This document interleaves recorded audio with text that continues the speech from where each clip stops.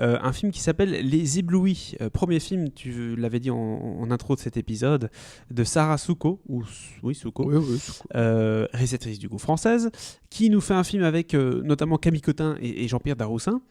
De quoi parle ce film ? C'est un drame, donc on n'est pas dans une comédie, parce que mon Camille Cotin pourrait croire, mais non. Non, là, Exit 10%, c'est fini. Elle va pas rigoler des masses ici. C'est ça. Enfin, je dis que c'est fini. Ils font la saison 4, hein, mais après, c'est niette. Donc, Camille, décidément. Il y a un truc qui ne va pas là. C'est le nom du personnage principal. Qui est passionnée de cirque. Elle est née d'une famille nombreuse. Un jour, ses parents intriguent une communauté religieuse basée sur le partage et la solidarité. Attends, ses parents quoi ? Intègre. Ah, merci. C'est grave, hein. Bah ouais. Chaque fois que j'ai un CM6, ça va pas. Bon. Je vais changer de partenaire. Hein. Intègre une communauté religieuse basée sur le partage et la solidarité dans laquelle ils s'investissent pleinement. Je vais aller doucement, comme ça je suis sûr que c'est bon. On voit que c'est fin de journée là. Non, ça va. La jeune fille doit accepter un mode de vie qui remet en question, ses envies et ses propres tourments. Je vous promets, restez à l'écoute, on va arriver à la fin de ce synopsis, ne vous inquiétez pas. Si vous êtes toujours là. Peu à peu, l'embrigadement devient sectaire. Voilà, je vais m'arrêter là. Camille va devoir se battre pour affirmer sa liberté et sauver ses frères et sœurs. Donc clairement, c'est beau. On parle d'intégration dans une secte, mais on parle aussi d'échappatoire d'une secte, hein, puisque sauver frères et sœurs, bien sûr. On se doute bien qu'il va falloir retourner à la normale à un moment donné. Comme je le disais en intro, en fait, la réalisatrice Sarah Succo a elle-même vécu une partie de sa vie dans une secte. Et donc forcément, c'est un sujet qui la touche particulièrement. Et je pense que c'est un des points forts du film, c'est que ça parle effectivement de quelque chose de fort dont on ne parle pas souvent au cinéma finalement. On a déjà vu des dizaines de reportages sur diverses sectes qui existent, Raël, etc. Enfin bref. Il y a eu un reportage sur les francs-maçons. Enfin, des reportages, il y en a plein. Les francs-maçons, pourquoi tu parles des francs-maçons ? Parce que c'est la plus grande secte de Belgique. Secte, oui. Les francs-maçons, c'est pas vraiment organisation une secte, secrète en tout cas. Oui, c'est pas une secte. Même s'ils portent des bagues, mais bon, soit ça n'a rien à voir. Non, effectivement. Non. Non, il n'y a pas eu de film là-dessus. Ok. Bon. Sur les francs-maçons sans doute, mais je sais pas. Ça m'intéresse de savoir localement comment est-ce qu'on aurait pu faire ça. Oui, je trouve pas que ce soit une secte, donc je trouve ça curieux. À partir du moment où tu te réunis dans des lieux pas publics et que tu n'es pas publiquement membre de quelque chose et que tu as des réunions secrètes qui s'appellent les je sais pas quoi. C'est pas la scientologie non plus où tu dois payer des centaines d'euros. Il faut quand même payer 70 € pour la bouffe de fin d'année. Non, je pense qu'on est quand même pas du tout dans le même registre. Peut-être pas, en tout cas le même que celui des éblouis. Est-ce qu'on s'écouterait pas un extrait de la bande-annonce ? Faisons ça. Vous faites partie de la communauté de la Colombe, c'est ça ? Oui. Et en quoi ça consiste exactement ? On mène des actions sociales pour les plus démunis du quartier. Ça doit être spé, non ? Un peu. On propose d'être leur comptable. Maman ?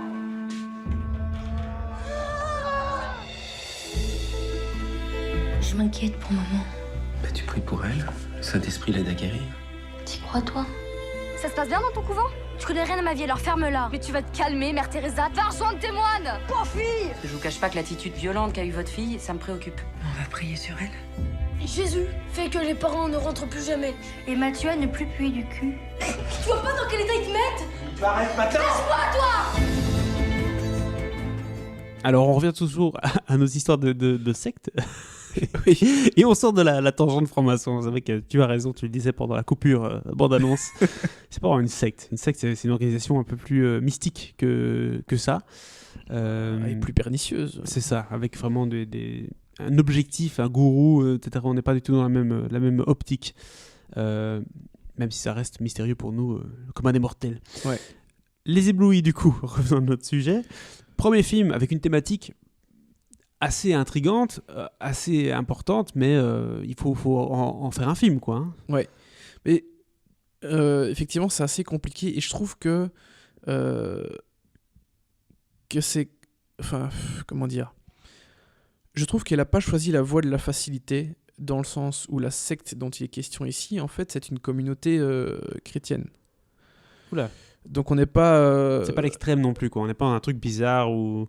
Ben c'est une communauté qui est un peu extrême dans certains sens, que je vais sans doute aborder, mais Je trouve que c'est assez dangereux de prendre ça comme exemple.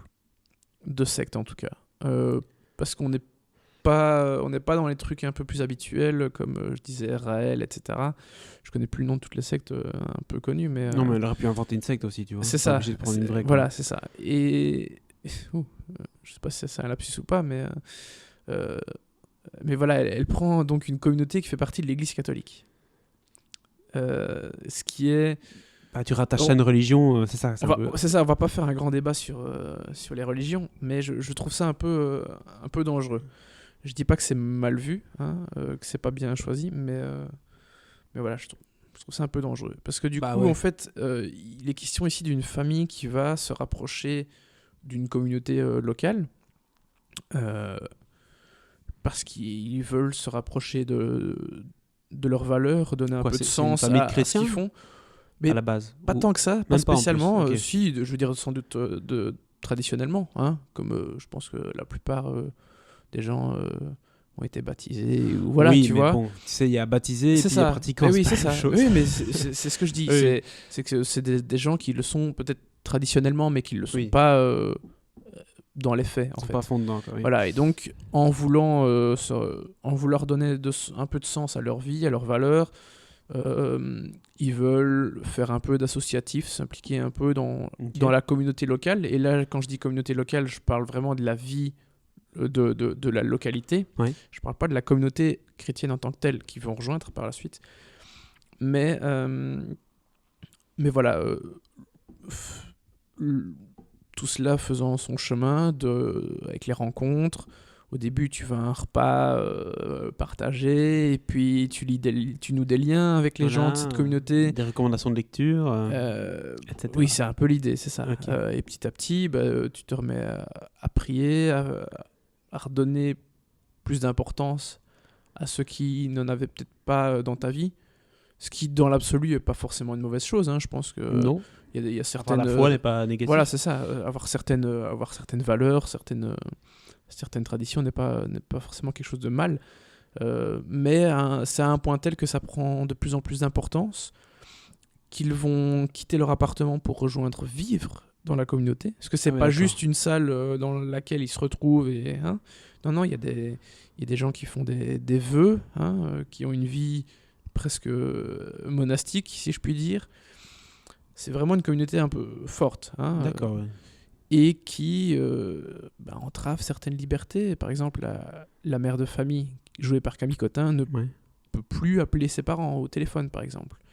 Un moment au milieu du film, ils sont chez eux, parce que ils n'ont pas vendu leur appartement tout de suite. Ils sont chez eux pour fêter l'anniversaire de Camille, enfin de la jeune Camille, qui n'est plus le personnage du film. Il y a un de ses amis qui la rejoint et il a un t-shirt noir et la mère dit tout de suite tu peux pas rentrer dans la pièce avec ce t-shirt noir parce que le noir c'est la couleur du diable. Et le père, l'air de rien, dit juste je vais te chercher un pull, voilà. Et donc il lui apporte un pull qui est beige, gris, je sais pas, peu importe, mais pas du noir, quoi. Voilà. Voilà, c'est ce genre de choses. Petit à petit, c'est des trucs qui socialement sont pas facilement acceptables parce que du coup tu te dis mais qu'est-ce que t'as toi, enfin, t'es fou, quoi.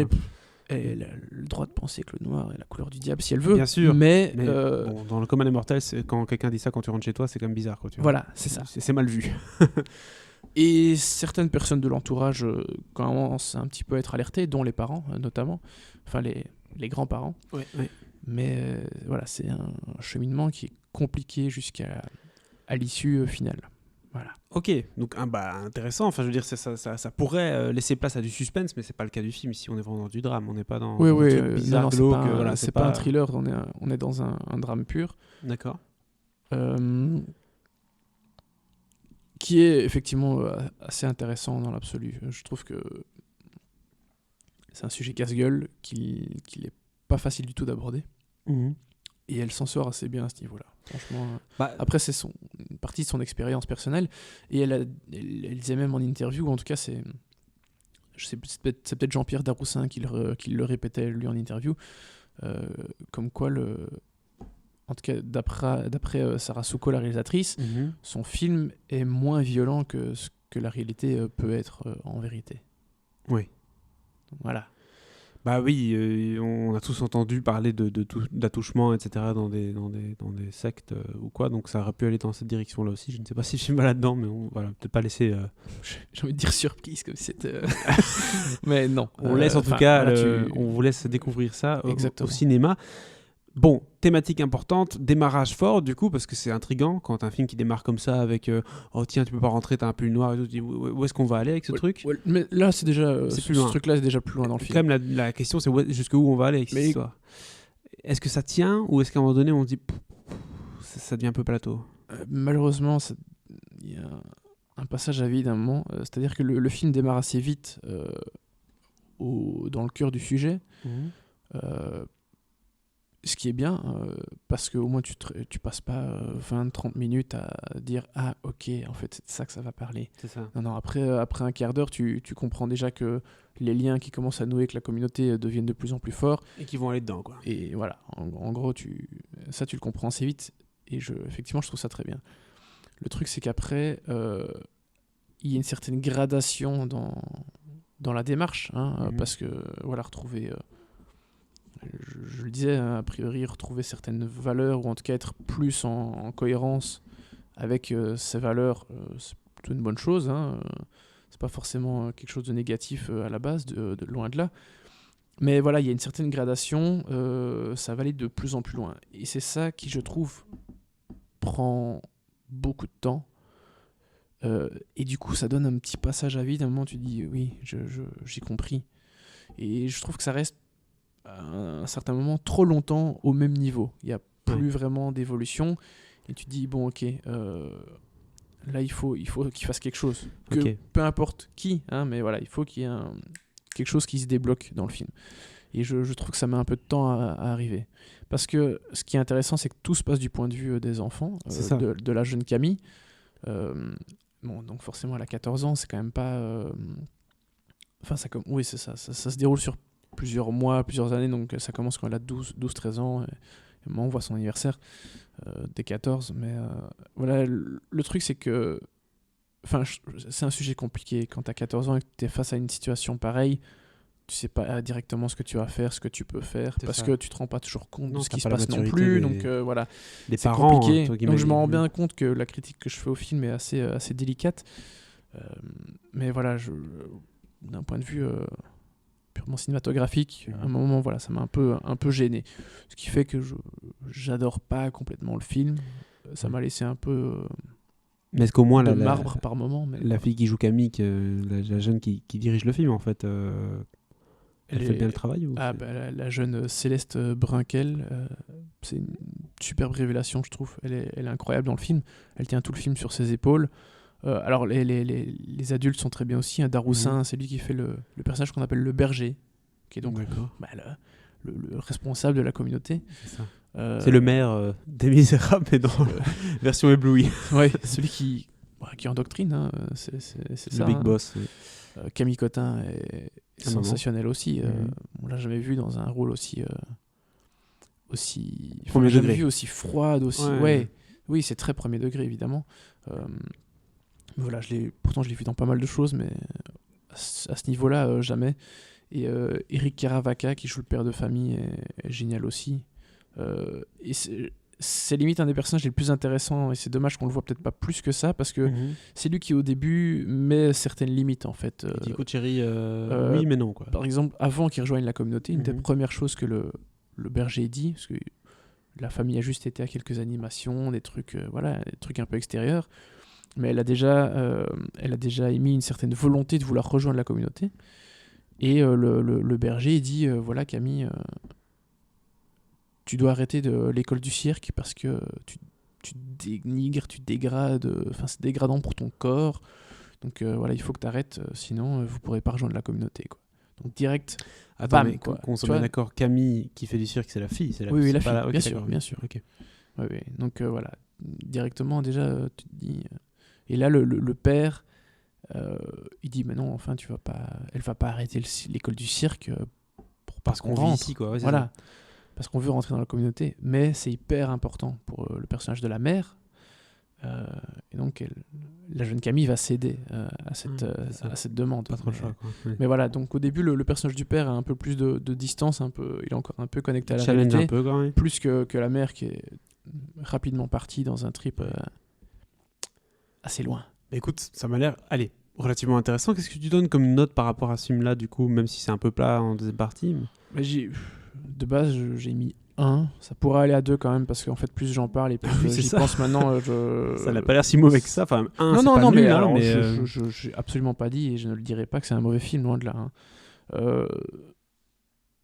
Il m'a pas complètement passionné, même si, voilà, visiblement, je l'ai vu il y a que quelques heures, hein, seulement, donc il faut que tu te digères. c'est encore assez frais.